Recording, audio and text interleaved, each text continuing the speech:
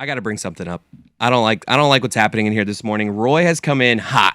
Jesus okay, Christ, he's not here Mondays. He's come in hot. Jeremy asked him how his weekend was, and Roy's response was, "Good, I'm getting my happy Thanksgivings out of the way." If someone sends me a text, "Happy Thanksgiving," days before Thanksgiving, I shove that text right up your ass. That's what I do with it. Oh, that's vulgar. Well, I'm not going to do it. Maybe you can do it. You shove that text right up your ass. Don't send me a happy Thanksgiving text before Thursday. There's the take. Oh, my God. I mean, what do you like? What about, a verbal happy Thanksgiving can come before the day. Well, if work people, day of, like you leave, have a good Thanksgiving, I'll take that. But if I get a text message from a friend on Tuesday before Thanksgiving saying happy Thanksgiving, I might say happy Thanksgiving back, but I'm not a fan of that text. Well, there's a caveat to this. I said happy Thanksgiving week, not just Thanksgiving. Don't like it. Don't like it.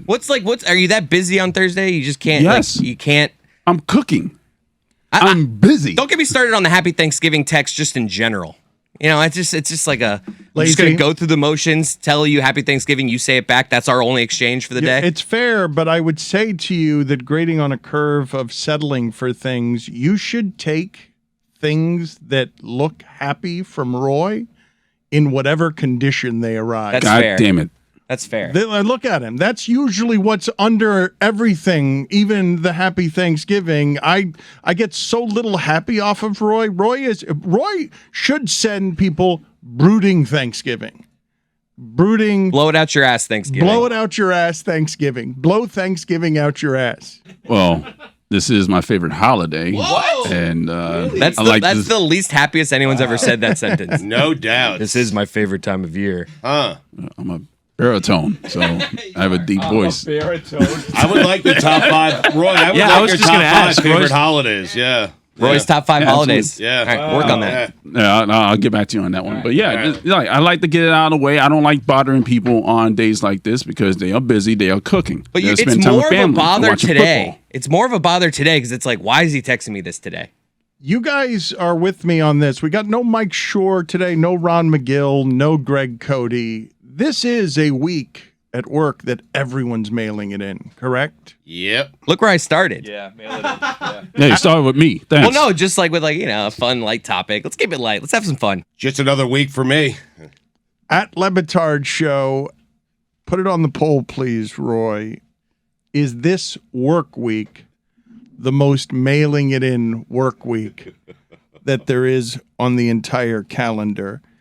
Whitty, I wanted to ask you something as we immersed ourselves in the World Cup coverage. Are you now embarrassed and do you regret the vigor and joy with which you hugged Mike Ryan over a goal that no one will remember months and weeks and years from now because Wales rallied to make you feel dejected at the end of that game?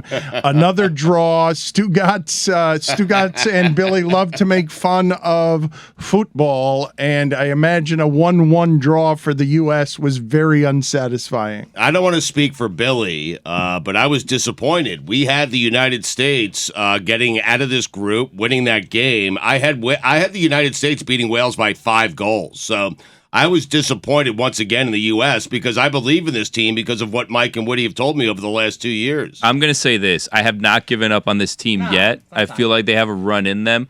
Not a fan of penalty kicks. Not at that moment. Didn't like it. Ticky-tack, if you ask me. You know what? That is Ticky-tack, if you As ask me. obvious of a penalty as you will ever see. No. Is this the World Cup or not? I mean, The come on. reward does not fit the crime. He didn't prevent him from scoring a goal, and what does he Exactly. get? A penalty kick. It's absurd. They need to Enough. change that rule.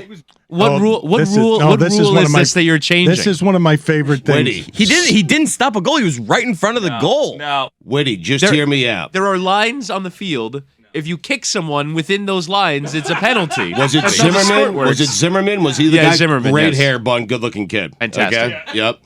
Here's what I'll say. Did he affect, like the penalty, right? Did that prevent Wales from scoring a goal?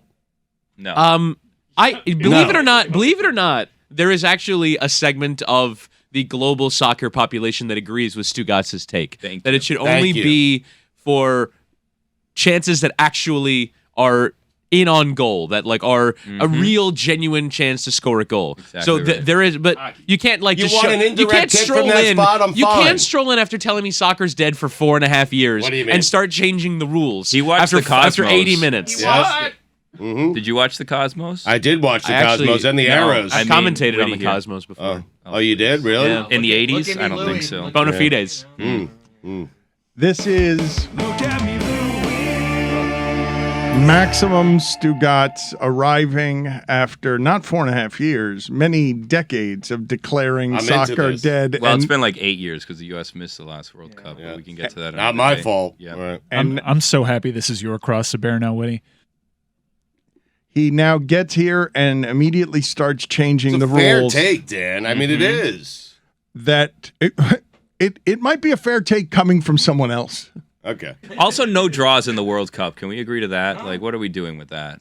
Why? More- I mean, well, that if In there the ever knockout stages, you get your way. if ever there was a game that merited being a draw, it was that one. It was the U.S. very good in the first half. It was Wales very good in the second half. Wales could have gotten their win that you wanted, but then Kellen Acosta put in one of the best challenges that I've ever seen to earn a yellow card. Just completely kicked the guy who had a wide open goal to hit. Take the yellow card. Turner leaving well the done. net wide open. Yeah, I mean it was correct sweeper keeper play given how far everyone was in behind, but you take the yellow and you live to get a point. It was a good result in the end. I feel like that was U.S. soccer in a nutshell with this team because they played so well in the first half and then they looked like a completely different team. I think with how young they are, that's just kind of what you're going to get with this team. Yeah. You got to hope that they can do it for a full game, but I don't know, man. This team makes me nervous. The part that Stugotz is right about, because it's weird in American football that it's so hard to get yards, and every once in a while on pass interference, you just get 50 of them because a cornerback runs into a wide receiver. The penalty kick feels like the most punitive thing that there is anywhere in sports, given how hard goals are to score in that sport, that you give somebody a penalty kick. But I do believe there's other analysis to be done here other than let's change the rules because we don't like that the Americans got a Saying draw. it's a bad rule. Here's That's a all. rule. I Greg ju- Berhalter's on the hot seat. He was before this as well. I simply want to know, though, if Chris Whittingham and Mike Ryan regret their joyous hug because the goal, in retrospect, at the time it looked patriotism, hooray, the World Cup has started. But when you leave their 1-1 draw, I saw that both of you were disappointed with the result. If I told you beforehand, hell, Mike bet that was going to be the result. He bet Wales not to lose. It was a muted celebration from me. I had my eye on Wales. What are you doing? I'm not supposed to celebrate a U.S. World Cup goal? Do I regret celebrating a U.S. World Cup betting goal that against put them the up US. There 1-0? hasn't been one in 8 years. I haven't. No. I let it rip a little bit. Dan I LeBatard- hugged my Donovan? friend. Hey, LeBatard, I haven't been Sue asked me. that stupid of a question quite some time. You should be ashamed of yourself. Well, I mean, it's a the valid. worst soccer-related take I've heard on this show, and you do it with Stugotz. I mean, you betting against U.S. is equally, I would say, That's like what I'm that. saying. Dude, you're What? rooting. Oh, I'm sorry for winning a bet. wow. My bad. I'm sorry. Free money on the table. I'm not rooting against America. It's a classic emotional hedge. It's bad Free money karma, is free. Mike. You have the worst Yep. soccer take I have heard on this show, and you do a show with Dan Traitor. LeBatard. Deport him. Deport him. Whoa. And someone needs to teach Woody how to hug. Who are we deporting? Mike The traitor. You're deporting to Mike. Wales. Yeah. I have to be I don't know, honest. As, Canada? I don't know. as much as I sort of enjoy that there'll be an artifact of me celebrating a U.S. World Cup goal that I can maybe look back upon at some point. I don't like everyone scrutinizing my joy. You know what? I'll hug how I goddamn want to hug. What's Hug wrong better. with my Wow. hug? Good Mike is went- better, though. Mike I mean, went in for a handshake, and it's I'm not doing a high five. I'm hugging you Hug right better. Handshake, now. Dan, is he a handshake okay? Hug better. handshake is good. Yes. You mock, but you didn't want that hug. You got engulfed in a hug that you were not prepared Oh, to. So he's going to lose his bet. My back I'm- is hurting. I man. am was looking trying at to it sit. right now. Mike went in with his right hand for a casual handshake, and Woody took it to a Maybe whole a new shoulder. level. You Yeah. weren't going to give him a Was full I hug. wasn't really going to fully celebrate because I knew that would end 1-1. I was hedging against what exactly you were saying. Emotional hedging after the U.S. scored. Why can't you just ever be emotional? Why does it ever have to be a hedge? I was happy. Did Woody He's make you gambling uncomfortable? again. I mean, I Talk to someone? I thought I won everybody into soccer, but I'm regretting it. It is man. fun. This is the most fun I've had talking about soccer in ages. Love it. Yeah. Ages. Wow. At least 8 years. Big one coming up with England on Oh, Friday. the Huh? biggest. Massive Black Yeah. Friday. The Super Bowl of the World Huge Cup. revenge That's what I'm game saying. for England. What? Yeah. There's that whole War of 1812 thing. We're gonna do this thing where we can Revolution, see who you can know? lose to England the least. That's what we're gonna do. What happened in 1812, though? There's a war. Oh. Yeah. Did Who you won it? guys get up at 5 a.m. this morning to see Argentina lose? I imagine Amin got up at 2 o'clock in Arizona to watch Messi score a goal, and then the Saudis, they have a hell of an offsides trap. Yeah. High line. You know who their manager is? The old Beautiful, smoke show. You beautiful remember him? Hervé Renard. Hervé Renard. Oh, man, that offside trap was beautiful. That's the I know this might sound hyperbolic, but that's the biggest World Cup upset I've ever seen. Yeah.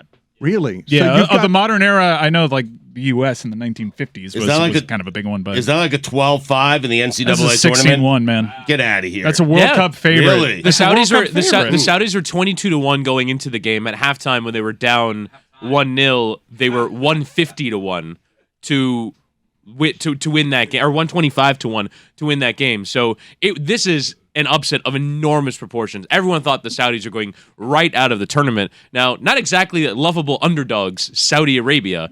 However, in this sport, it's stunning. Argentina were second favorites to win the World Cup, and they looked like a shell of themselves in the second half. That was a team that had not lost since 2019. Did Messi fire the manager?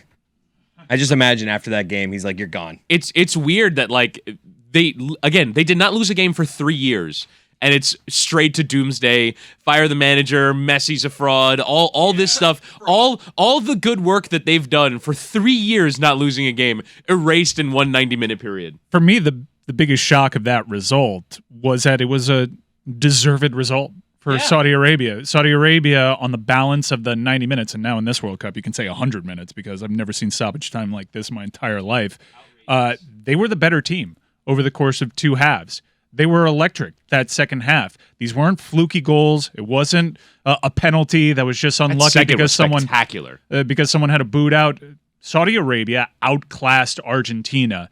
And when you have these monumental upsets, it's usually the stingy counterattacking side that gets a lucky goal, that there's a red card involved, there's something like that. Rarely do you see an upset of this magnitude where the favorite was just outclassed. Stugotz, when they mention this being the biggest upset they have seen, Argentina has won consecutively 36 straight opening matches. Does that mean that this hasn't happened to Argentina since the 1800s? Or is it just, it's not just World Cups, is the number 36 just when they head into tournaments they haven't lost? Right, First. so that would include Copa Americas, which they seemingly play every year. I think they had not lost an opening game since 1982. So across the various tournaments that they play in, it's remarkable for them to have lost an opening match. And, I mean, normally they're not playing a team that is as bad or as sort of not fancied as Saudi Arabia. Normally they're playing decent teams in group play of the Copa America. They're playing decent teams in their openers of World Cups. Again, this is an astounding result for the team that was second favorites to win it all. Dan, allow me to point out the first World Cup was 1930. Uruguay was the winner of that World Cup. We covered that on God Bless Football. So the stat that you just mentioned tells a story of what this means from a historical standpoint, because obviously Argentina, a historical power in that sport. But the stat that's more reflective, because your team essentially changes every 4 years, is what Whitty put together, which is this is the best team in terms of form leading up to this World Cup. There's a reason why they were as favored as they were. It's just shocking. And the motor that some of these Saudi Arabian players were playing with, honestly, it reminded me a little bit of Russia. Suspicious. Motor. Wait a minute. Wait. So the last World Cup we watched, we could not believe that the Russians were clearly doping because nobody on their team ever got tired. The Ruskies. It's unfair to them because they were phenomenal. Where Russia was just trying to stay in the fight as long as they could and take it to penalties. Saudi Arabia was the better team, and I think I'm not going to pretend like I'm a Saudi Arabian soccer expert. Maybe this is the stamina that they've often displayed. But 13, who ended up getting concussed later in that match, had a motor unlike I've ever seen that entire game. He was all over the place until the part that he got knocked out of the game. He was as energetic and lively as he was in minute 1. I was fixated on him the entire match. Will Saudi Arabia be underdogs in their next 2 games? Yes. It's Poland and Mexico. Poland and right? Mexico, yeah. I wouldn't be surprised if they were 4-1 or 5-1 underdogs going into those games. You mentioned Mexico, and I did want to tell people very quickly here that on Thanksgiving Day on Amazon Prime, Meadowlark Media is making its first movie. It's about the Mexican soccer team's rivalry with the United States soccer team, and obviously it's about more than that. It's going to be in 3 parts on Amazon Prime. And I also wanted to tell you here locally that Moss Miami is returning December 10th. We had thousands of tickets, thousands. We no longer have thousands. It's hundreds now, and I don't think you're going to be able to get it day of. So December 10th, Wynwood Marketplace, and it'll be more expensive day of if there are tickets. So I urge you to go to LeBatard.com if you want to party with us on December 10th, because it's a ton of good music and it's really affordable, unusually affordable for a Miami party. But we've taken 15 minutes here without getting to the sound everybody was expecting to hear today, which is Sid Cicero talking about Lionel Messi. Domestically, he's won everything there is to win at Barcelona. Yeah. And he started Barcelona, 13? Yeah. Here's how you know what Messi's about. When they were winning the best things at Barcelona, it was Messi, was Xavi, Iniesta, David Villa. That was a team. When they would break from 2008 on and go their separate ways for major tournaments, Xavi and Iniesta and David Villa and all those Spanish guys from Barca were winning tournaments. Messi, the second he steps on a field without that core, is average. And you have seen it in Copa Americas, you have seen it in World Cups, because Xavi's not there, because Iniesta's not there, because David Villa's not there. And the best players I've ever seen in my life can play with anybody. Fraud. This was supposed to be his crowning achievement. The World Cup that has eluded him. He's obviously coming in with a really good team that's on great form, a very winnable first game. And it's not like they can't turn it around from this point. In South Africa, we saw Spain drop another shocking result to Switzerland and then end up winning the entire tournament. Argentina is that good, but they got outclassed by Saudi Arabia. They weren't as good as Saudi Arabia. With the Swiss upset over Spain, you can understand how that happens. Timely goalkeeping, a very organized team, just stingy defensively, had been throughout qualifying. This was supposed to be a flat track. This was supposed to be ugly. This was supposed to be 5, 6, 7 goals. The line was Argentina minus 2.5. I think at minus 130 as well. Huge so cause. It's minus 2.5 or minus 3 was sort of your average line for this. Huge cause for concern. Huge cause for concern. And when you talk about the all-time greats, Messi is obviously in that grouping. He's grouped with players that have won. And Ronaldo, he won Europe, and they tried to elevate Copa America when Messi won the Ballon. They tried to elevate it to that status, but they need the World Cup to cement their legacy. Messi especially, as he's always in the shadow of Maradona in that country, is someone that many would say kind of identifies as Spanish anyways, and always has that own criticism from his home country. If he fails here, it becomes his legacy, I think. Really? Yeah, it's always going to be one of the greatest ever, but the same way that you talk about Marino here, it'll be word association. Messi never won a World Cup. Well, and also, not just that he's never won a World Cup, but also he has never scored a goal in the World Cup knockout rounds. There have been, Landon Donovan has scored a goal in the World Cup knockout rounds. Julian Green. Julian Green. Like, you can list so many random players in the history of football that have scored a goal in the World Cup knockout rounds. Not only has Messi never done that, Ronaldo hasn't either, which I was stunned to learn in preparing for this World Cup. Neither of them have scored a goal in the World Cup knockout round. That's from the round of 16 on. So, yeah, I mean, Messi, again, goes into this tournament finally got Argentina a major tournament win by winning Copa America last summer. They won their first major tournament since, I think, the early 90s. And they came in as second favorites behind only Brazil. They had this incredible run of form. And like you said, it's the manner of the defeat that is so stunning. And Messi, the thing that I think always gets hung on him, and it's pretty fair, and Sid Seixeiro refers to that in this clip, is when things start to go wrong for Argentina, he is very rarely the player or the influence that pulls them out of it. And it's weird to watch him and them almost fall into quicksand the second things go wrong. Saudi Arabia came out in the first 20 minutes of the second half and were sensational. And Argentina never really picked themselves up off the floor from that. And in Russia, the excuse was, well, he's not really surrounded by a lot. The generation has kind of dipped around him. That's not the case this World Cup. That is a very talented side for Argentina. It's not just Messi. It's Messi pulling all the strings in the midfield, being an assist man, and letting others around him help him out. They were all missing. I understand that they scored 2 goals that were wiped out by offside, but that's the style of play that Saudi Arabia plays. They play that high line, they play that offside trap, and they got him every time. I would say, though, I would like to see a live line.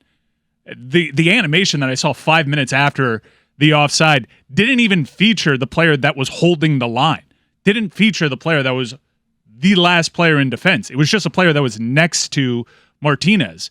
I don't understand what we're doing with this World Cup. Previous World Cups, we've seen pretty instantaneous lines. Now we're waiting 5 minutes in an animation provided by the World Feed, which is provided by the most corrupt sporting entity of our lifetime, and I'm just supposed to take their word for it? I would if they at least pictured the right player. Tell the people quickly, because I want to get to, and we have failed to get to, Roy's top 5 holidays, but so that the main show isn't filled with too much soccer coverage that some people reflexively object to. Just tell the people where they can get way too much coverage of the World Cup from us and Meadowlark Media's adjacent arms that are teaming with Apple. And if you don't like our expertise, and I've told you before that Whitty and Mike Ryan had America's most popular soccer podcast before it was nuked by propaganda people. Grant Wall has a podcast with us as well with Whittingham. He was also nuked by propaganda people, Dan. He's America's foremost soccer journalist. He is in the Amazon Prime movie that is coming out Thursday, and he was also stopped yesterday wearing a rainbow shirt and told to change his shirt trying to cover the game yesterday. He told the story yesterday on the podcast. He actually ended up not changing the shirt, but not after being detained by Qatari security forces for 40 minutes outside the stadium. And actually, a friend of his who merely said hello to him also got detained outside the stadium. So Qatari security forces, they put out before the tournament that maybe these signs of protest would not get you stopped, would not get you thrown out, but he was going to be thrown out of the stadium, and essentially escalated the story by putting it on Twitter, and millions of people saw it, and I guess eventually somebody came to their senses and let him go into the game with that shirt on. But yeah, I mean, Grant has sort of been poking and prodding at this entity that is hosting this tournament, and they're sort of failing everything that they said they were going to do at every turn. But he tells the story in full detail on this morning's episode of Football with Grant Wall, so check that out wherever you get podcasts. Grant hasn't been shy. He's pulling no punches, and he's boots on the ground, so it's pretty courageous, not just to wear that shirt, but also that hat in public. Roy, your number 5. You didn't tell people everything we've got going on. On the main DLS feed, the post-game show during the World Cup when we're doing Morally Abhorrent will be Morally Abhorrent. Make sure to check out our YouTube page, youtube.com/LeBatard and Friends. That's where you get full shows of us. Anytime we do something visual, Grid of Death payoffs, always go back and revisit the YouTube page. Subscribe to that. We'll be live. We did a halftime live. I think we'll do that for U.S. games going forward. We'll be out at Bottle Blonde for that. Whitty can tell you what we got going on company-wide here, as Meadowlark is certainly covering the holy hell out of the World Cup. The most important thing with Ashlyn Harris and Ali Krieger, a pair of U.S. women's internationals, they will be covering this World Cup. Check that out wherever you get podcasts. We launched that feed yesterday. Also available on the DraftKings YouTube channel. Check that out as well. We also have After the Whistle with Brendan Hunt and Rebecca Lowe. Brendan Hunt, of course, of Ted Lasso fame. The Cooligans, who mentioned Football with Grant Wall, and of course, God bless football. Thank you. On Stupidity, wherever you get podcasts. I thought you were talking about that when you said the most important thing. Number 5 favorite Roy holiday. Independence Day. Because freedom. There you go. Yeah. Number 4. Juneteenth. Because freedom. Because freedom. Number 3. Dr. Martin Luther King's birthday. MLK. The King. Number 2. Christmas. The Lord. Number 1 favorite holiday. We've covered this already. Thanksgiving. Turkey Day. Did you guys see? We did not talk about this yesterday. Did you guys see the awkwardness that spilled over into halftime coverage on the SEC network between Ben Watson and Peter Burns? Yeah, did you think that was legit? The reason I think it's legit is because Sports Illustrated did some reporting, and Ben Watson is evidently demanding an apology. Someone in here, I can't say who because apparently he's shy now, said that he did some reporting and was texting with PB about the situation. But he's shy about it, apparently. Well, I didn't actually ask him what I could say and what I couldn't say, but I was told that it was all like no one was angry, and that it was. Well, but okay, and maybe not. I think he made a comment on the show, and then they did a bit afterwards where they came back from a break, and Peter was no longer in the seat, and Watson was walking back onto set as if something just went down. Looked pretty clearly like acting. Was it poor acting? Because let me tell the backstory here. What happened on air was they were making fun of Ben Watson's light suit. And Ben Watson said, I don't care what you guys think as long as my wife likes it. And my wife likes it. And then Peter Burns said, that's not the text she sent me.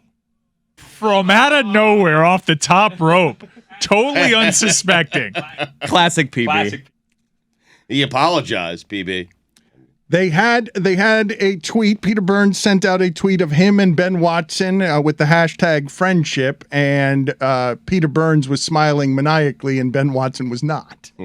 And Ben Watson wrote, hey, I'm moving on, but I want a public apology. So I don't know what's real there. It's a good bit. If they're doing it as a bit, it's better if they're not. This is Benjamin Watson you're talking That's about, correct. right? Because Ben Watson sounds like a totally different person. I mean, you tell me Benjamin Watson, and I start to get nervous for Pete Burns. You tell me Ben Watson, I'm like, big deal. Sounds like a golfer. Yeah. You want to, I've always called him Ben Watson. I've always thought of him as the tight end, the former tight end for many years who, has a very large neck. He's big. And Be shoulders. careful. It didn't go so well for PB, so careful with what you say here. He still never returned, right? I'm surprised he responded to your text. He's still missing. They came back and it was Burns who was missing from the set. It was Burns. And Watson walking back, adjusting his jacket as if to tell the audience he just finished kicking Pete Burns' ass. A lot of this stuff that people are doing right now all over television because Stephen A. and Skip Bayless have created imposters. I find myself getting irritated by what I believe to be the contrived takes of Emmanuel Acho delivered in a way that How dare you? Are you heading down the path that because he's supporting Tua that this is manufactured? How dare you? Careful. I'm warning you. It was a weekend for Mina Kimes. Careful. The passion that he distributes all over the internet makes me feel like he's really enjoying the applause of Tuanon, that he keeps digging in. He's doing a great job. He is doing a great job. And I'm sure it was totally coincidental that he did a full takeout of Justin Herbert yesterday. He called him, this is where I think it's contrived. He's like, Justin Herbert is a social media quarterback. What do I mean by that? I know what you mean by that. It's always, what do I mean by that? I know what you mean by that. Always. Every video. What do I mean by that? Let me talk to you like you're an idiot. Some people are calling him a Harlem Globetrotter. Every goddamn morning I wake up to a YouTube video of Emmanuel Acho yelling at me, talking to me like I'm a fucking idiot. Stop it, dude. My God.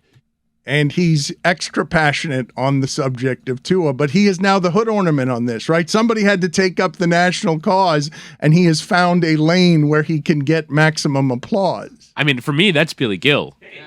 Like Billy Gill has been the national leader because he was there far Duke. before any national pundit, in my view. Billy Gill has been there for Tua. He was there for Tua when it was most difficult to be there for Tua. A voice of the fan. Yep. Billy Gill. I like to think I'm objective. I just saw a something. You know what I mean? A little thing. But Emmanuel's he can join the party. I don't mind. Just not witty. The quarterback analysis that we do is very often poor. Stugotz, I really enjoyed last night.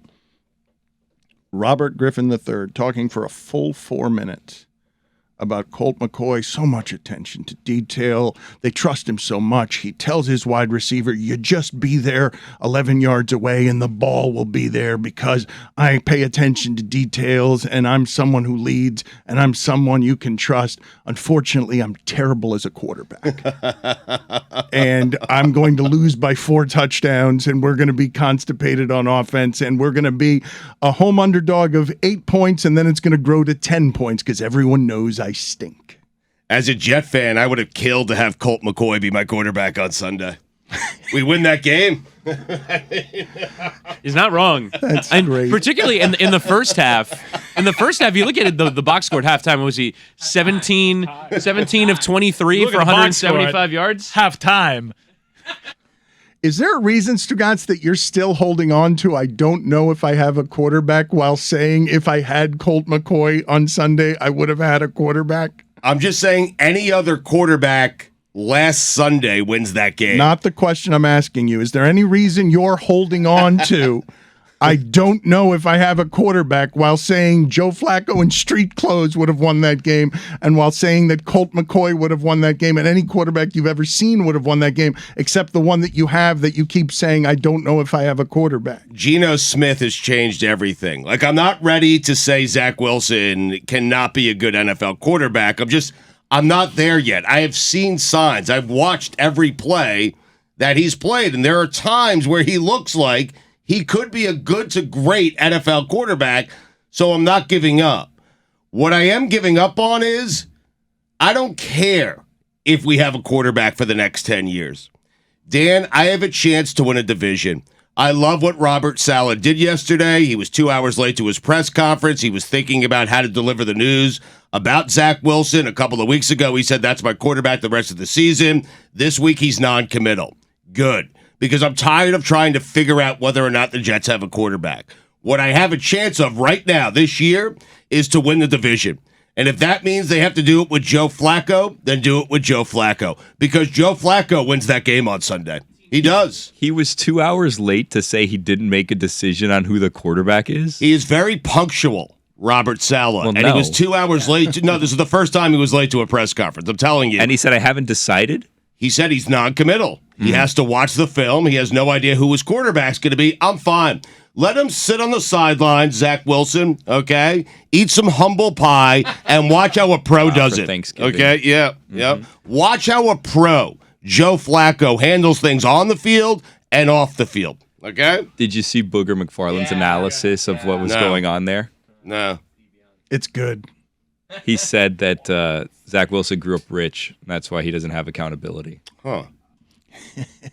Put it on the poll, please, Roy, at LeBatard Show. Is Zach Wilson going to eat humble pie for Thanksgiving?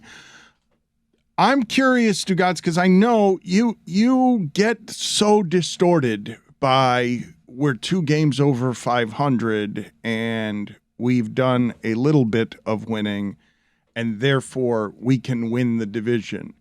When I turned on my television and I started watching Patriots-Jets, Yep. my first thought is this is the worst of that division. This cannot win. Neither one of them.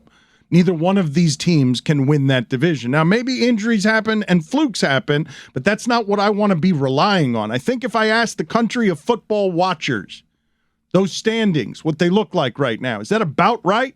Many people would put the Bills ahead of the Dolphins, but I think most people watching Jets-Patriots say those teams, if they get to the playoffs, are losing in the first round. Not good enough. Too many offensive weaknesses, not complete enough. They cannot win that division. That defense can keep them and win them just about any game, I feel like. So they've beaten the Dolphins this year. They've lost to the Patriots twice, but they're not the threat. I think it's the Bills and the Dolphins. They've beaten the Dolphins, they've beaten the Bills, they play them both again, Dan. What else can I tell you? They have a chance. They beat the Dolphins with the third Skylar Thompson. Guys, it doesn't matter in terms of the standings when it gets down to tiebreakers. Like, they beat the Dolphins. If they beat them again, they have that, you know? No, but Stugotz, based off the level of performance, you watched your team play for 60 minutes. Yeah, and I saw a defense that can win any football game. That's what I saw. And I saw a quarterback who was dreadful. I love us Dolphins fans right now. You know what we're doing? We're looking down at you. We're saying, hey, Jets. I'm what's looking up? down at you. I am too. What's up down there? I've been How's a it feel? fan of this team for 40 years. Get an I offense. can count on one hand the times I've had a chance, legit chance to win the division. They're a game out in their division. They've beaten the Bills. They've beaten the Dolphins. I'm not going to let Zach Wilson get in the way of my feel-good right now because I have a chance, and I have precious few chances to win the division. So that's what I'm focused on right now. And I don't care who it is. I don't care who the quarterback is. Go get Ryan Fitzpatrick. Go get Josh McCown. Go drag Phillip Rivers out of retirement. Go get anybody because the Jets' defense is good enough to win a Super Bowl. That's all I'm saying. But Zach Wilson will probably get in the way of your feel-good. That's basically what we're trying to tell you. Oh. And I'd also say the running back whose name escapes me that got hurt, Breece Hall is probably his season-ending injury, is also probably getting in the way of your feel-good. With him, Zach Wilson was probably good enough to get you 17, 20 points a game, which, as you say, is all your defense probably needs, but they just don't have a threat right now. There is nothing on that Jets offense for you to respect, and as good as that defense is, it might be good enough to beat bad teams. It's not good enough to beat the good teams in this conference. I'm surprised that this is your approach this year. Why? Because you've been saying how great it is for the Bears to be losing these games knowing that they have a quarterback. Great season. Yeah, but you know that pretty much what you need is a quarterback. So if you lose out, you could get a quarterback and you have the other pieces in place. But winning this division, we've done too much winning already. I mean, we're already at 6 wins. That's the problem. So now it's too late. But this is a deep quarterback class, is it not? It is, but they won some games they weren't supposed to win, and that's the problem. If they were sitting here at 3-6, I'd be saying lose out. Plus, they have an easy schedule. They have the Bears. I don't think Justin Fields is going to play this weekend. They play the Lions. They don't play very good teams. They play Jacksonville at home. Okay, but if they don't play very good teams, if they don't play good teams, that's good for them because they could give wins to the teams that are worse than them, and then their 6 wins aren't as important. I know, but I'm a game out, 10 games in, Bill. You want to win this division for some reason, and I don't get it. Because I want to win a division. I want to make it to the playoffs. I mean, You want the home game. You want I do. You want to buy the dad cap. It's all there for me. If Joe Flacco plays quarterback. That kid's still eating ice cream? Yes. Every time they win. You say that they've got an easy schedule remaining, and I feel like a whole lot of people look at the Jets coming up on their schedule and think they've got an easy team remaining on the schedule. You're probably right. Yes. I mean, I don't even think their schedule is that easy. You mentioned home with the Bears this weekend, but at the Vikings, at the Bills, and they close the season at the Seahawks and at the Dolphins. Yeah. That's not an easy. Yes, they have the Lions and the all Jags of a sudden, in there. the Dolphins are a tough team on the schedule. Yes. They are. You're Yes, right. they I'm are. terrified of them. I was quick. I'd give anything to have that You quarterback. picked them to win the I'd Super give Bowl. anything to have their backup quarterback. Billy, he's in deep trouble if you start remembering all his takes. If you, who hears all of them in all of the places, off air, on air, he's in deep, deep trouble if we start a segment. Billy points out Stugotz's inconsistencies. He picked the Dolphins to win the Super Bowl, and now he says they're an easy mark on the schedule. I've told you before that we can't have these two guys on enough. They have an uncommon expertise in the world of business, and the world of sports business is covered generally pretty poorly. Not here and not for the next 40 to 50 minutes. John Skipper, former president of ESPN and Meadowlark CEO, and David Samson, who you can catch his podcast, Nothing Personal. at CBS, and also the former president of the Marlins who sold the Marlins for $1.2 billion. These guys have been in all of the big rooms where all the big sports money changes hands. So, John, you have a specific expertise here that I wanted to ask you about, because I was fairly stunned, as were a lot of people, that Bob Iger is returning as Disney's CEO out of nowhere. And I want to know how you, as someone who worked for Iger, ESPN's president, you received this news. How? What did you make of it? What does it mean? What's he stepping into? Well, I think it's pretty clearly that there arose a crisis of confidence in Mr. Chapek's leadership.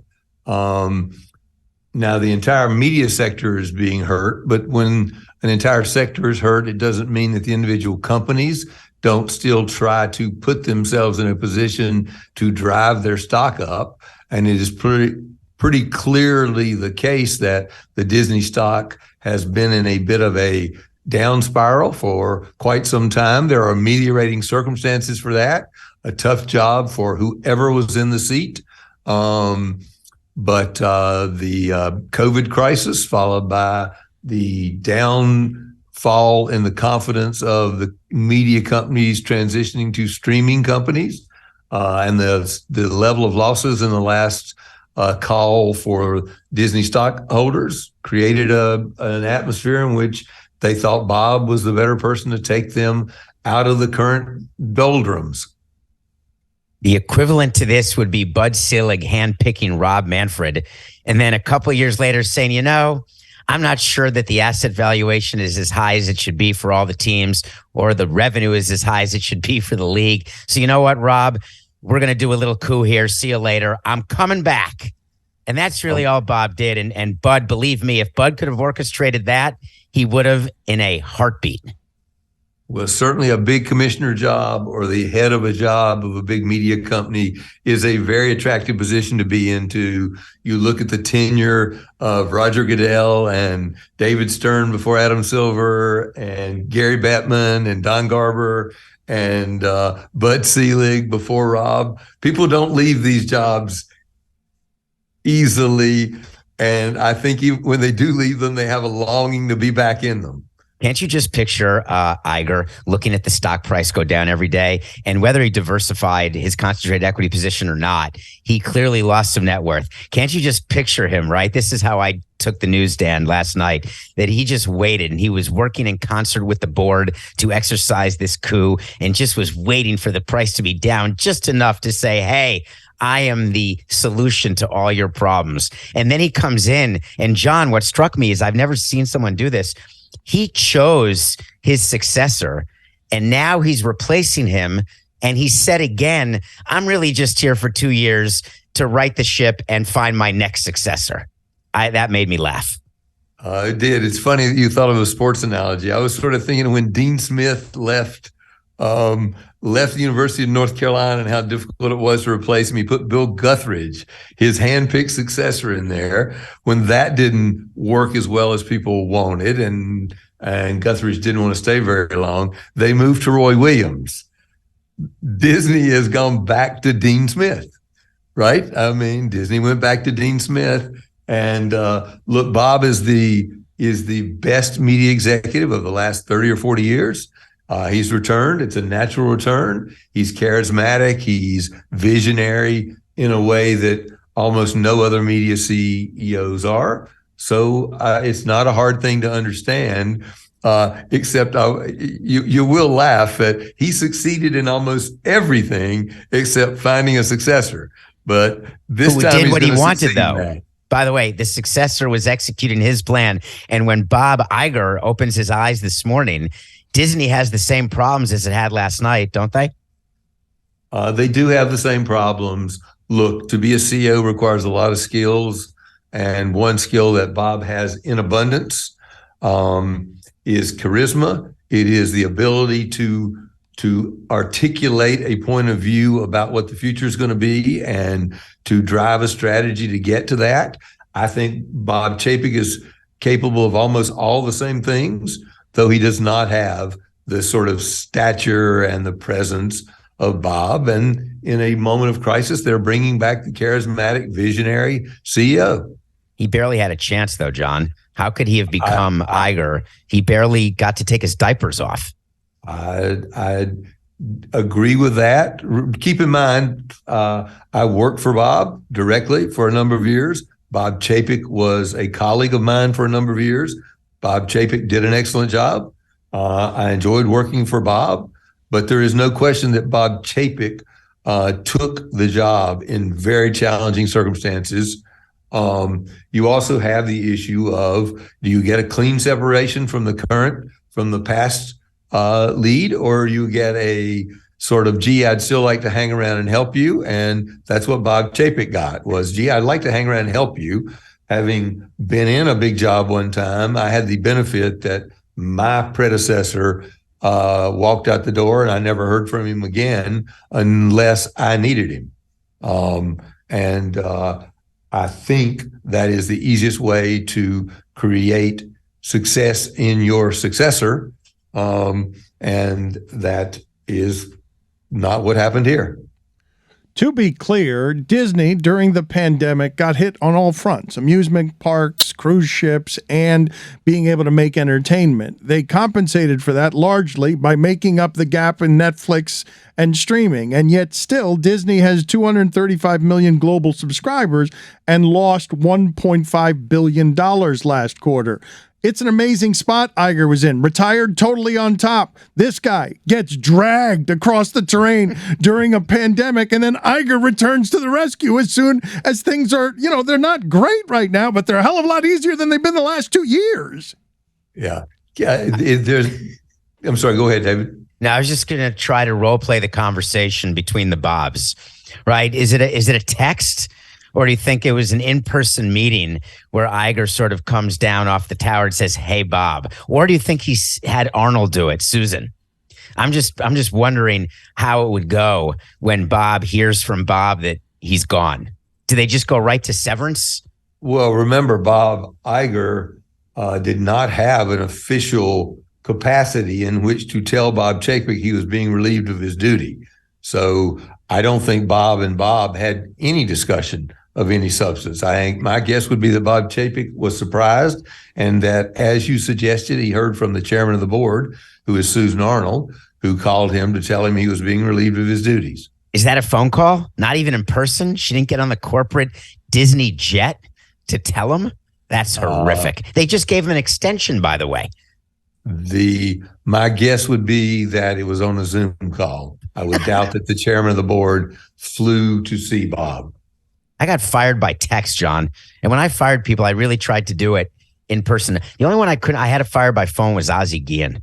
And it wasn't easy because he didn't understand me and I didn't understand him. But I think that in person is way better. I do too. And by the way, we're both speculating. I don't know whether somebody did in fact fly to see Bob and tell him this. And it is not that unusual for a CEO to get a new contract, because the board has to support the CEO until they don't. And that's literally until the moment before they pull the plug. They have to do everything publicly to support him. The real issue, I mean, Disney's, as you point out, during the pandemic, more issues than any other media company, right? The importance of the parks, the importance of people going into movie theaters, the importance of people going into cruise ships. They benefited like everybody else by being able to grow their streaming company. And what Bob understood was the company was being valued as an old media company by going all in, which I put in air quotes, by going all in on digital. He got Wall Street to reconsider that, drive the stock up, as they have seen that this transition into digital is difficult and is going to be a long, difficult struggle. They've moved back to Bob Iger as CEO. Can we just revisit something? Because you said the board supports the CEO until they don't. I assume it's like sports. There's no way that they told Bob number 2 that he was gone until Bob number 1 had been called and said, "Hey, Bob number 1, you ready to come back and be number 1? Right? Iger wasn't called after Bob number 2 was let go. No. You're not supposing that, are you? No, the board would never do that. Among other things, your leverage would be very poor negotiating your new deal with your new CEO after you fired the old one. What else did you guys find interesting here? And can any one of you make up for me the understanding? 235 million global subscribers, but still lost 1.5 billion last quarter. What does that mean for content creation, as all of the entities in content creation seem to be shaking under the weight of changed economies and changed times? Well, you're comparing apples to oranges, and it's interesting how the PR goes. You hear a lot about all the increase in subs, right? They had an increase. They overshot their goal in subscribers, but they're losing money on each subscriber, and you can't make that up on volume. And that's an old business trick you learned from your grandfather, that if you're making something that loses money, don't make more of it because you'll just lose more money. And so they have to find a way to monetize subscribers, and they're not the only one. And they're trying to decide between consolidation, expansion. There was something that came out today, John, that you'd find interesting, and who knows what's true anymore. But apparently that Iger said, hey, you have till 1 a.m. I want everyone's top pitches on my desk, because he's going for content, and he's trying to figure out a way to up the subscription revenue, because that's the only way to cut into losses, is to get more revenue while cutting expenses. So he's trying to program in a far cheaper way while getting subscription revenue up. That's the only thing I can think of would require him to get people on the go like that. Yeah, well, look, you've got this dramatic contradiction between trying to manage a public company for the street and these quarterly earnings and trying to manage it for long-term success. And the switch to emphasizing Disney Plus was all about convincing the street that you were all in. And by the way, the street was only looking at numbers of subscribers, not revenue. Now, what happened in the downturn when the Netflix stock went down, Discovery stock went down, Comcast stock went down, Disney stock went down, is the street went, well, wait a minute, this is not going to happen as quickly as we thought it was going to happen. And now everybody's raising their prices, right? Netflix raised their price, Disney raised their price. They're all adding ad-supported tiers because they are figuring out that the combination of pay TV decline, linear television advertising decline, the cost of content that these parties need to compete with each other to be one of the winners rather than one of the losers / consolidated, just doesn't add up to short-term year-over-year profit improvements. And the street's never prepared for, so the next 2 or 3 years, it's not going to be good. It used to be 30 or 40 years ago that the average stock was held for 6 years. It is now held for 6 months. So nobody has any patience. They want to buy it in June, and by December, they want to see the price up 10%, so they've made money. They're not willing to sit there and see their stock be less valuable for 2 or 3 years, the way people did with U.S. Steel and General Motors and Coca-Cola. They want it to be up this quarter. I don't want to make light of this, but what you're saying is quite funny when we're talking about Disney and quite not funny when we're talking about Boeing. And we talked on the show, Dan, about that flight risk documentary where the pressure, I think what John is saying to you, and this is serious, the pressure on upper management in the C-suite to bolster your stock price is so significant that it frankly overshadows the desire to be safe, or the desire, let's just talk about Netflix or any other company, that the content doesn't have to be good in theory. You just get Kevin Hart to do a movie or Adam Sandler and you cross your fingers. It doesn't work as well with Boeing, right? If you're just using masking tape instead of nails and bolts and hammers. So this Wall Street thing that we're glossing over is a very serious thing for people to think about.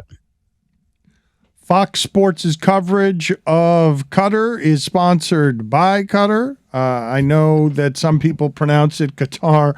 I think I'm closer to right with Qatar. How compromised, how corrupt is everything we're seeing here? John, I know you have details of negotiations on media partnership. You thought ESPN was going to get the World Cup, correct? You thought ESPN had the best bid to get the World Cup, correct?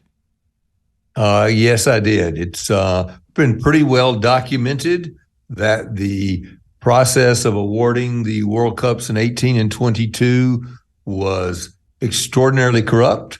I believe that the media rights process was quite irregular as well. And it's a little naive to believe that all these people who are getting bribes and making decisions about what country to go to weren't also engaged in some level of manipulation. I don't know if it's illegal or not, but yes, I did believe that we had done a great job of building the World Cup. We believed we had an agreement that we would have a chance to go forward, and that we did not receive that. So I do believe there were irregularities, and there was an extraordinary irregularity in the awarding of the 26 World Cup, which is there was no process. They simply decided to give it to Fox for 26 as well for a modest increase, and they left hundreds of millions of dollars on the table there. So the question should be raised as to why would they do something like that? And the answer is they were worried about legal action by Fox because they breached their contract, which suggested that the World Cup would be in the summer.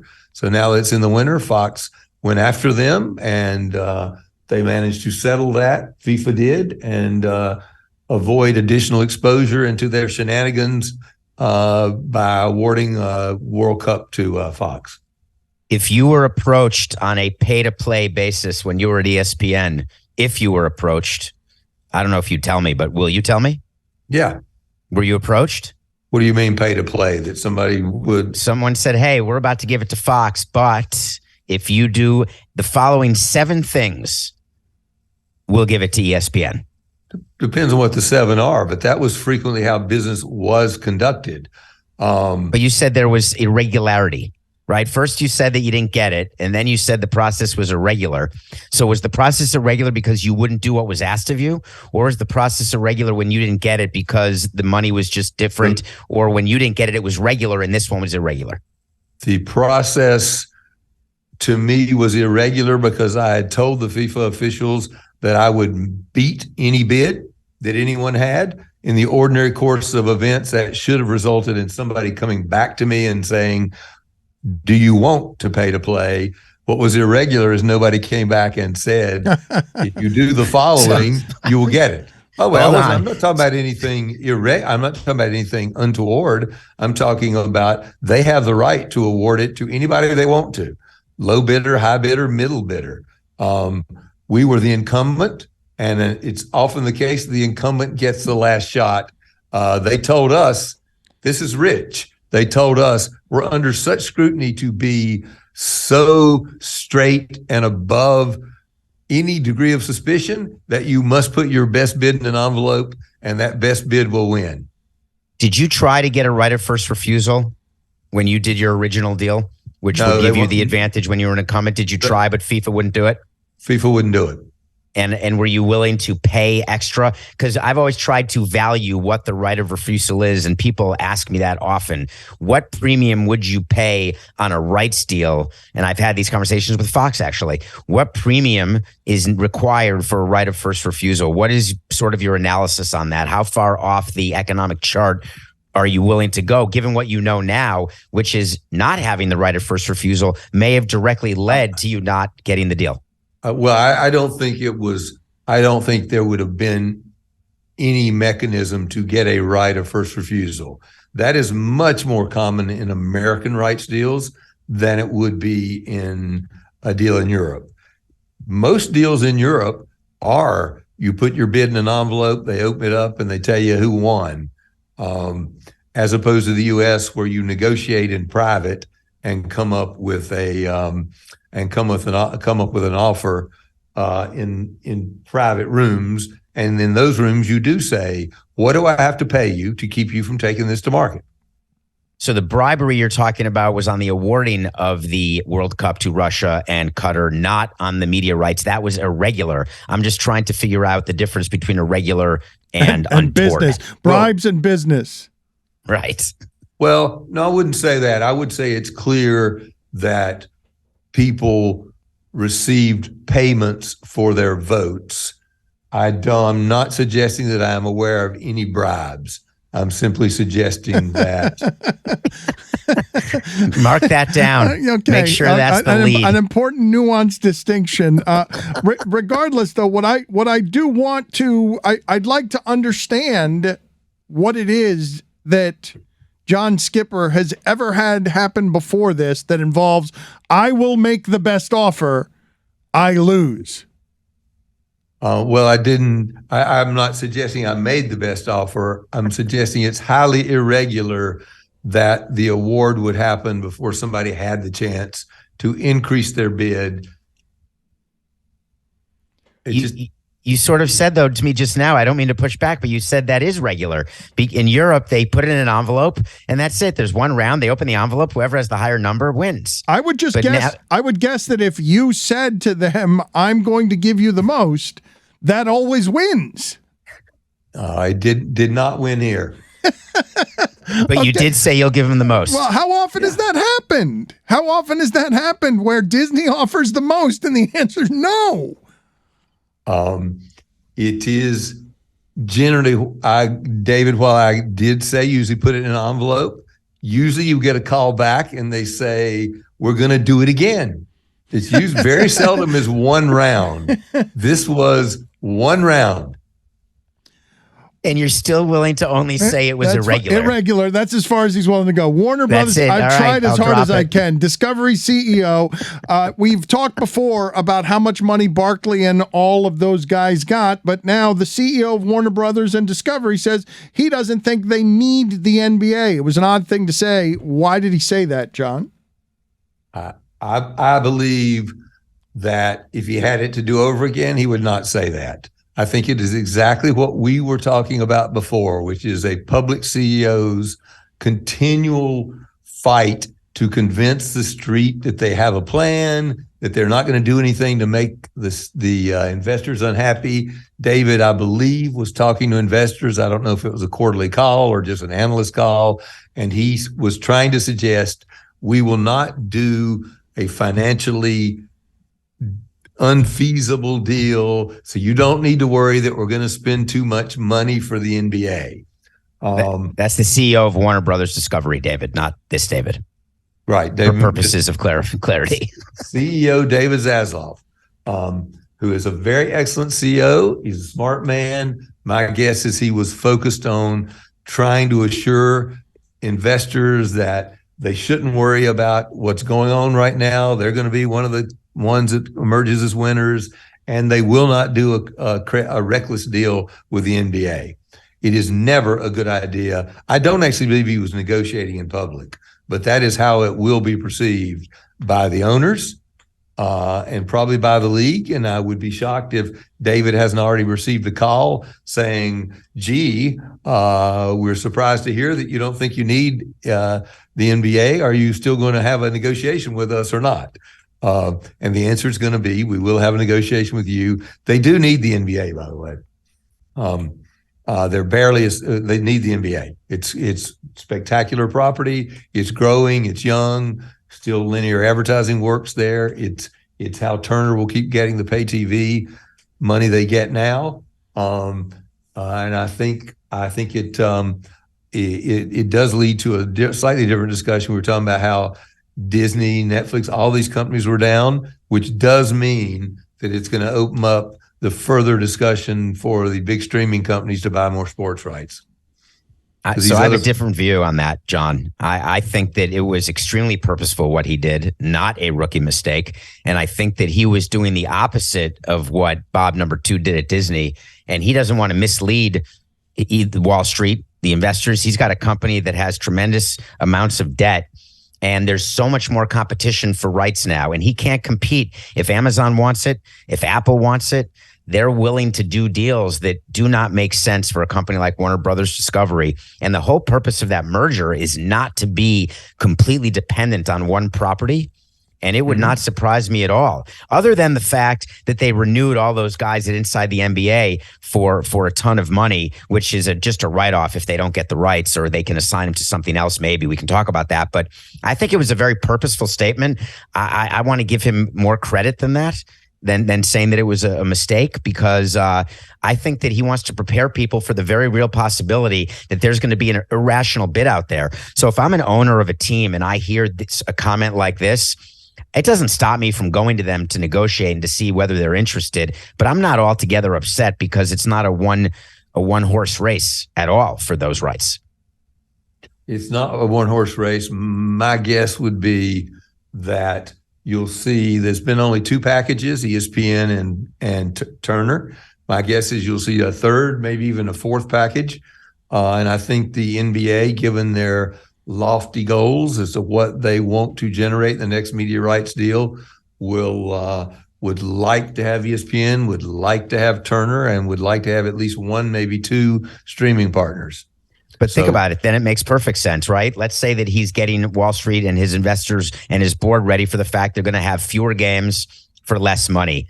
And so they're going to step down their investment in the NBA, and they do it under the auspices of saying, hey, we don't need the NBA, but hey, we'll take this package to keep Shaquille and Charles Barkley in the studio. Yeah. It's not wrong, David. I would quarrel with one portion of it, which is they can take what they've got and say, I only want half of this, and it'll still cost them twice as much money. There is no shot that they're going to get to say, gee, I think they're currently paying about $1.35 billion a year. I'm wrong about that. They're paying about 1.15 a year. Probably now it's up to 1.25. If they get half of what they got now, they'll pay $1.5 billion for it. Can we do a wait to see on that? Sure. That you're valuing it wrong, and what Warner Brothers Discovery will do. They will not do a deal for half the number of games for twice the price. Wait to see. I think they'll end up doing a deal for 75% of what they have for twice the price. That's what. All right, I'll still take that. Yeah. It's not great business. John, you were in these negotiations, though, with Adam Silver. I imagine that you had something to do with sharing this with TNT and ESPN. So what can you tell us about what you think this is all going to be worth for the NBA? How much is this price going to skyrocket since the last time you negotiated it?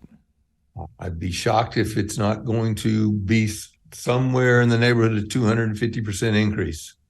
Maybe 300 across the board, everywhere. Yeah. Like this is. Well, I'm talking. And by the way, it's not out to go back to Mr. Sampson's citrus analogy, or citrus and his fruit analogy. This is apples and oranges, because they're going to have more packages and generate more money. And one part of their business is going down, which is what they get paid for regional games is going to go down. So they're going to get less money there. My guess is they'll probably put some of the games that were regional or were digital into packages for Apple and or Amazon. And you'll end up, I wouldn't be surprised they ended up with 4 partners and that the existing partners pay double and that they get their 3X increase by bringing in new partners. They better be careful. They better be careful. Remember what MLS just did. I don't know if you've spoken to your friend Don about it. But the deal they cut, the national deal, basically, that's what it is with Apple. I think what's the price? $14.99? Am I making that up, Whitty? I don't know if you're still there. Dan? He's not. It's $14.99 is the sub price for a season of MLS. Is that what? That is somewhat in my head, but whatever it was, it created quite a stir. That there was no great interest. People were pretty upset at that price point on a monthly basis for the gathered rights of MLS. Well, I'm just saying you have to be careful. It's not an endless stream. All of these, you're just sort of willy-nilly saying, hey, 250 or 300%, but you know very well from the numbers at ESPN, that has to be passed along. If you can't make that up on advertising revenue by increasing their rate, you have to pass that along to consumers. You're not just taking the fall, are you, for that increase? They will not be able, and it is the problem with sports rights. You can't simply pass it along. What you've got to do is figure out how to get value over the long run, and this deal will look really, really expensive at first. I would be trying hard to get as many of the games behind a wall as possible, because you're going to have it not. The thing is with MLS, you're doing a single sport service. I don't think that's how this is going to go. Over time, you're going to be paying for X number of streaming partners, and those streaming partners are going to have as part of their bundles sports. So the question is, what can you get for the NBA long term? Because this will probably be a long deal. You know what you're saying is exactly how cable started. Everything was on the basic tier. Then it went to a sort of gold standard tier. And then people said, I don't want to pay money for a channel I never watch. So you want me? I like movies. I don't want to pay for people to watch soccer or basketball. That's just exactly how cable fell apart. Are we doing the same thing again right now? Just digital instead of cable? Of course, they're doing the same thing right now. Awesome. And it will actually be much, much worse for consumers. What a silly attitude it is that I only want to pay for what I'm going to get. Okay, on Netflix, are you paying if you don't watch one of their 580 new programs in a year? Do you think you should just pay 10% of the price if you only watch 10% of their inventory? I can't tell if you're being serious right now. I am. Everybody was that's not how people do the calculus of whether or not Netflix is worth it to them. They do it according to what they're paying per month and what they would pay for the hours of entertainment they get from what Netflix provides. So if they watch a movie a month that they don't go to a theater to do, that's a night at the movies. If they get to watch one of their old shows that's on, then that counts too. But you're talking about paying for a sports, which historically that's been the issue. Right? People don't want to pay for stuff they don't use. Well, they say that, and they could get almost all the sports that they could possibly imagine by paying about $100 a month.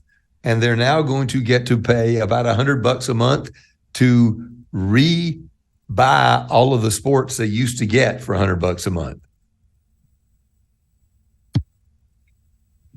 Okay.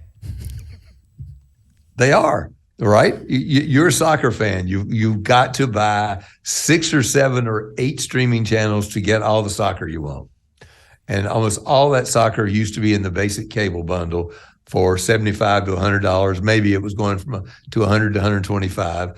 Everybody fussed mostly about ESPN, for which they are not being charged separately, but which ESPN was charging distributors about $8 to $10 for. Do you think in the future people would love to get all the sports they get at ESPN for $8 to $10? Except for the people who don't care about ESPN. See, I think you're coming at this with a bias because of your former position. You're trying to explain away these decisions, and going back and repeating history, I think is a terrible plan. But we're going to find out.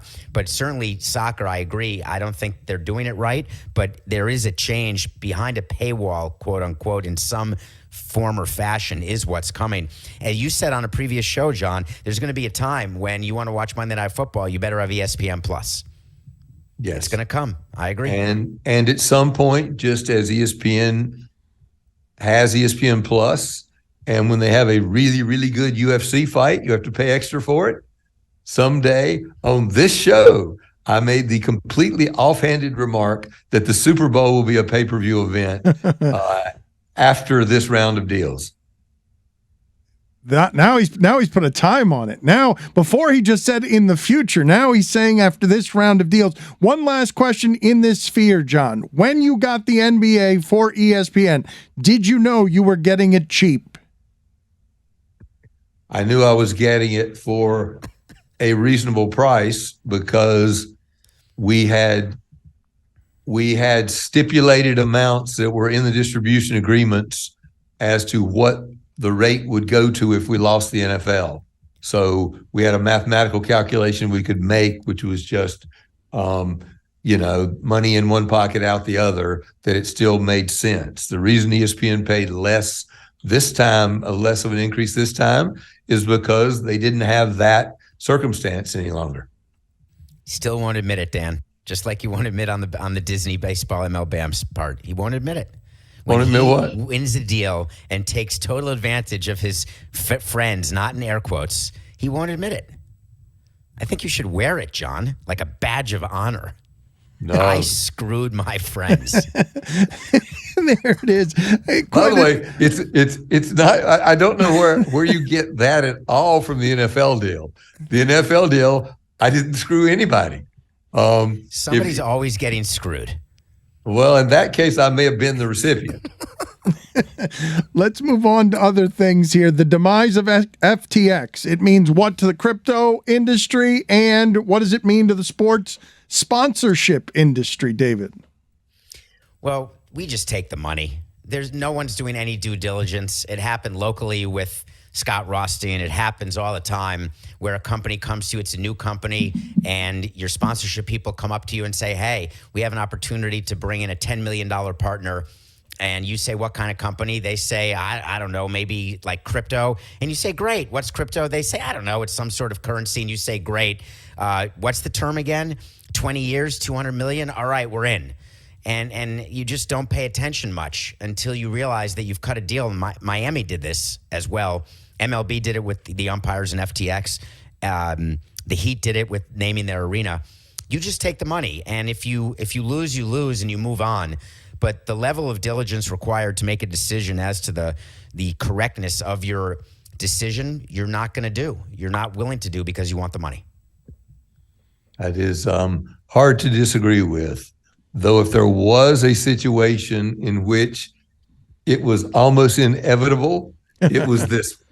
The idea that crypto would not collapse at some point seems unthinkable to me. I've never had anyone be able to explain to me, David can, what problem does cryptocurrency solve? They solve people who do not want government involvement or regulation, who feel as though the free market capitalist system is better served in the absence of any regulation. Ironically, these are the same people now lining up to be FDIC insured and somehow find a way to get their money back. So they created something to say no government, and then when they lost their ass, they said, oh, please, please come rescue me. I don't think we should give them a penny. Not one person who lost $1. I tend to be a little hardcore on this as well, since one of the things it's meant to avoid is regulation. The fact that they're all clamoring now. This, however, is just like and I am this age, so I can say this, like every senior who goes, damn these radical left socialists. Honey, did my Medicare check show up yet? How about my Social Security? I don't want none of them damn socialists, but I will definitely take me some socialist medicine and some socialist income, but please don't call it that. So, I don't have much sympathy for anybody who took to a promise to get $200 million from crypto. As I used to say to my sons as I come into Las Vegas, they don't build these buildings with losses. And by the way, these guys who run crypto, they're not likely to have your interest in mind when they start to have a run on the bank. And Dan, you're not supposing that Freed is like Alec Jones, where you think his life is over and he's living on the street, homeless, and trying to scrape 2 nickels together to make a dime, right? Again with this. He's doing fine. Again with this. Again with Alex Jones. No. I know. I love that everybody was upset. The poor guy lost 94% of his money. He had like $16 billion. He took $10 billion and moved it over to his own investment fund. And by the way, Dan, you're the one who pointed out that his name is Bankman-Fried. He is a Bankman-Fried. Very much so. Can we end on this note? The NFL in Munich, Germany. What is going to happen here with international expansion? Because the NFL is very greedy and somehow always ends up creating yet more revenue streams. I think they'll make more money on a pay-per-view Super Bowl than they'll ever in 1 year than they'll ever make in Europe. They're doing Europe just as a way to try to spread the popularity, sell some jerseys. You can't put a team in Europe without putting multiple teams, and that's why Roger had said, hey, we need a full division there. They're not going to expand by that much. It becomes a different sort of league, but that's why he gave multiple games to Germany. MLB did this all the time. We would just pick a market, get a promoter, and pretend that we were interested, but we were doing it just to try to balance the international budget and to Swage owners that we were trying to grow the game globally, because that's sort of the key word you say in these meetings as a way to increase distributions to each team with increased international revenue. But I don't think. Are you taking a bet, John, on the NFL expanding into Europe after the next TV deal? Well, the next TV deal is now 9 years from right. now. So next decade, like in the 2030s. I've always been a skeptic of there being much way to take most American sports international. All right. I mean, baseball, again, you got some natural places, Taiwan and Japan and Latin America, but I just don't believe Europe is so soccer mad that there just is no place. I went to London for the Packer game, the Packer Giants game this year, John, and I was like the guy in the street with the microphone. I spoke to scores of people, local people, and the overwhelming majority, anecdotally, because I didn't keep count and Ernst & Young wasn't with me, we're not aware. Like, yeah, there's an NFL game. I don't really know who's playing, and I don't remember when it is, but I do see a lot of Americans around right now, so this must be that NFL weekend. And then when you go to the game, the overwhelming majority of fans have traveled. And so if you're going to put teams there, you have to do the math that you're going to assume that people are going to travel for those games, but they travel to see their teams they love from the States. So a local team, where will the affinity be? So I think that the NFL knows this, and that's why I think 10 years is a minimum, if ever, for expansion. Yeah. Didn't they have a football league in Germany in the not too distant past? Well, they had NFL Europe, right? They did. They didn't do this. It wasn't the NFL. It wasn't Major League Football. It was like the CFL, wasn't it? But for Europe. But instead of Canada, it was for Europe. That is correct. I have a hard time believing that someday there's going to be a draft and the players from Alabama and Notre Dame and Southern Cal are going to run up on the stage and go, how damn great. I'm going to go play for the Hamburg Dragons. You have no idea how difficult it is to get players to go even play a series overseas, so much so that it became part of the collective bargaining agreement where the players had to agree in advance how often they would have to go internationally, what their extra pay would be, because they don't do it for their regular pay rate. They do it for increased, so they get an extra little stupple of money every time they play internationally. So your example of the Alabama guy, he would go to Hamburg, but he'd have to go like for your rights deal for 250 or 300% of the regular rookie scale. Yeah, I have a hard time seeing it. Again, just to give some sense of the scale here, this World Cup we're in, the last World Cup was seen by 3.75 billion people. The average game, I believe, last time did 300 million. There's 64 games, so every one of those games. And I'm maybe slightly wrong because I'm using an average, but basically the average game does dramatically more viewers around the world than the Super Bowl does. You mean like a Saudi Arabia-Mexico game is bigger than the NFL Super Bowl? Shocking. That game could well do more than the Super Bowl. We'll know because I think that's a game that gets played tomorrow or the next day. Oh, I was making it up, actually. I haven't looked at the brackets. That's funny. I believe they play I believe they play tomorrow.